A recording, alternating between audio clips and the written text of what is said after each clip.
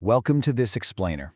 Today, we're unpacking the immense depth, the vivid imagery, and frankly, the striking power hidden inside a very short, six-line poem by Alfred Lord Tennyson. It's truly amazing how much a master of literature can accomplish with so few words.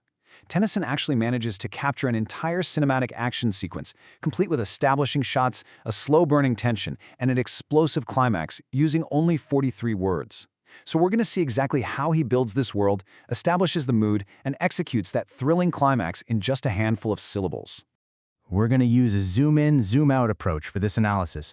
We'll start with the appropriateness of the title, move to high in the azure world, look at the poet's literary toolkit, the crawling of the wrinkled sea, and finally, falling like a thunderbolt.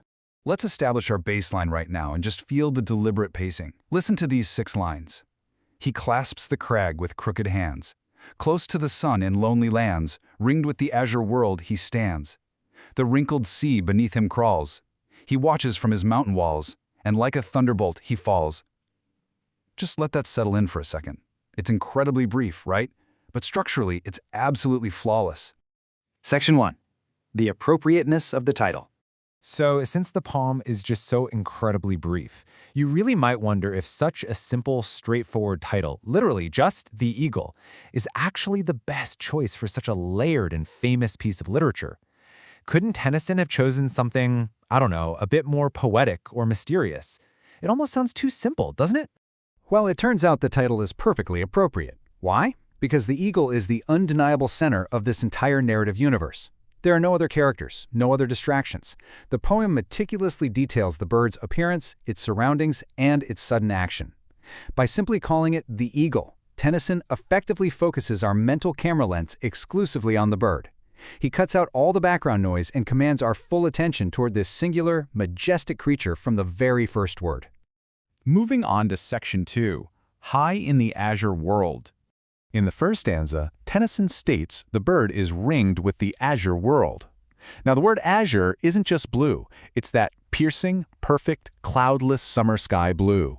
This brilliantly illustrates that the eagle is completely surrounded by nothing but open, vast space. When you look up at the sky, there are no landmarks, no buildings, no trees, just endless, vibrant blue. That is the eagle's exclusive domain. So the really crucial point here is that by describing this lonely land ringed with blue, Tennyson places the eagle in an isolated, almost godlike position. Think of it like having the ultimate penthouse suite, way up in the clouds, where the irritating noise of the world simply cannot reach you. He's far removed from the ground, far away from the hustle and bustle of ordinary life. This establishes the bird's supreme nobility, ruling over his domain with this quiet, undisturbed authority. Section 3. The Poet's Literary Toolkit. Let's take a look at the mechanics here. Notice the huge difference between stating a boring, literal fact, like the eagle is perched very high up on a tall mountain cliff, versus Tennyson's hyperbole, where he states the bird is close to the sun. This extreme exaggeration makes the eagle feel impossibly majestic, almost royal. Obviously, it's physically impossible to literally be close to the sun, but emotionally, it tells us this bird is at the absolute peak of the natural world. He also employs some heavy-hitting auditory and visual techniques. Take the alliteration in the first line. Clasps the crag with crooked hands.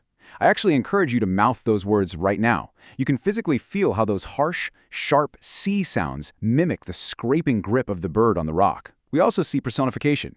Giving the bird human-like hands rather than claws elevates it, giving us a real sense of conscious power. And finally, the consonants, the repeating D sounds in words like lands and stands, that creates a solid, heavy rhythm that physically anchors the bird in place within the poem's structure. Interestingly enough, the phrase mountain walls might actually be an allusion to the myth of Prometheus, the Greek titan who was chained to a mountain wall by the gods, where an eagle was sent to torment him. Whether Tennyson intended this or not, this subtle echo elevates the bird to an almost mythical, timeless status within literature. It adds this incredibly dark, ancient weight to the setting before the bird even makes a single move. Section 4. Crawling of the Wrinkled Sea. Think for a second about the true nature of the ocean. It's vast, it's powerful, it's full of dangerous, crashing waves.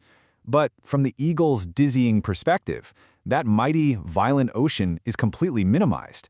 Through a really powerful metaphor, this optical illusion shrinks the Earth's most powerful force to a mere wrinkled surface that just weakly crawls far below. It emphasizes just how high up and how superior the eagle truly is to everything else on Earth. From way up there, a raging sea looks like nothing more than a slow-moving puddle. And finally, section 5, falling like a thunderbolt. Suddenly, the entire pacing of the poem drastically accelerates as the eagle finally makes its move, and like a thunderbolt, he falls. You know, for 5 entire lines, the eagle was a statue, completely still, just watching. And then, in a fraction of a second, all that stored potential energy turns into violent kinetic energy. The tension just snaps. By comparing the eagle's dive to a thunderbolt, Tennyson implies an incredible, destructive swiftness. He doesn't just fly down, he literally becomes a thunderbolt. It's a visual and auditory explosion replacing absolute stillness. This paints such a vivid picture of an apex predator dropping out of the sky with the abrupt, terrifying shock of lightning. It perfectly captures the sudden action of a hunter zeroing in on its prey and leaves us with this strong auditory imagery just ringing in our ears. This sudden plunge is the ultimate display of power. It represents the brutal exercising of power by the strong over the powerless. The eagle goes from being a silent observer on a throne to a deadly force of nature in the absolute blink of an eye. It really goes to show how quickly absolute power can strike out of nowhere, leaving us in total awe of the natural world's ferocity. I want to leave you with a lingering thought about what this 6-line masterpiece really tells us about the nature of power itself. We naturally see the eagle's thunderbolt descent as a hunting strike, right? A triumph of nature's raw power. But poetry is deeply subjective. Does that final word falls carry a double meaning? Is it just a bird diving for a meal, or is it a profound reminder that even the most majestic, isolated, and godlike figures sitting on top of the world must eventually fall back down to earth? Thank you for joining me in this explainer. Keep questioning and keep learning.